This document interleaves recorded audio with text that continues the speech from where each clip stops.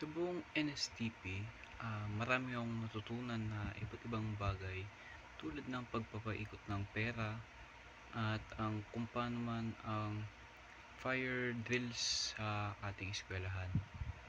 Ang pinaka nagustuhan ko sa buong NSTP ay in actual ang mga activities tulad nung nandiyan pa si ang instructor namin dati na si Sir Gonzales na nagpapagawa ng mga activities and nag-showcase kung paano gumagana ang iba't ibang fire hydrants and other safety equipments. And also maganda rin ang mga tinuro ni Vice President Sir Sebastian tulad ng pagpapaikot ng pera sa ating bansa upang lumago pa ang ating ekonomiya.